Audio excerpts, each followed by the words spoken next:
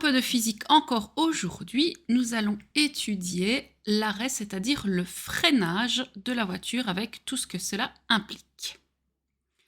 Lorsqu'une voiture est en train de rouler et voit un obstacle, il faut qu'elle freine. Cela va évidemment se passer en deux temps. Premièrement, la voiture continue d'avancer pendant le temps de réaction, le temps que l'information parvienne au cerveau et qu'on pense à appuyer sur le frein. Ensuite, on va freiner et alors la vitesse de la voiture va diminuer jusqu'à l'arrêt complet du véhicule, si possible, avant d'atteindre l'obstacle. Nous allons analyser donc ces deux distances différentes et voir comment les calculer. Nous avons donc notre voiture qui roule à vitesse constante, on va dire 20 mètres par seconde. On voit un obstacle, donc ça c'est notre temps 1. On a vu l'obstacle, l'information va remonter jusqu'au cerveau.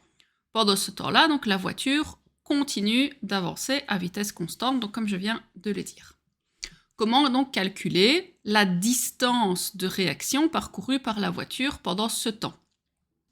Donc ça signifie que pendant la distance de réaction, la voiture ne freine pas. La vitesse est donc constante. On roule toujours à 20 mètres par seconde.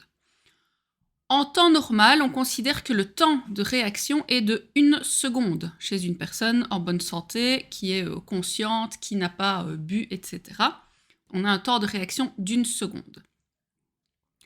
On sait que la vitesse, c'est la distance sur le temps, donc la distance, c'est v fois t. Donc ici, ce sera v fois 1 seconde.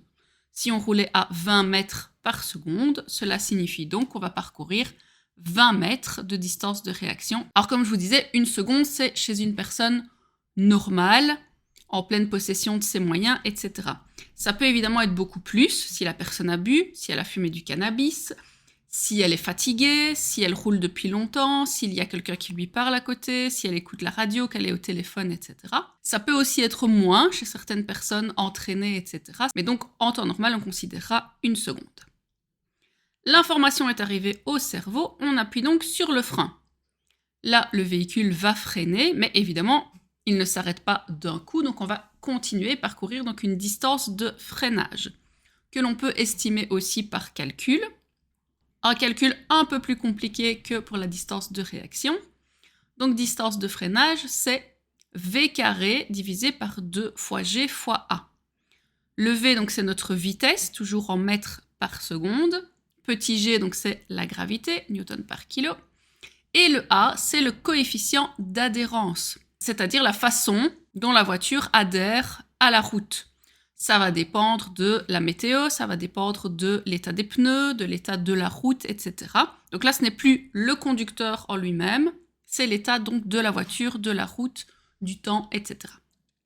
Si on reprend donc nos données ici actuelles, 20 mètres par seconde, donc 20 au carré, divisé par 2 fois 9,81, donc la gravité, fois 0,8, on obtient donc une distance de freinage de 25,48 mètres. Ce qui veut dire que ici, entre le moment où la voiture a vu l'obstacle et le moment où la voiture s'arrête complètement,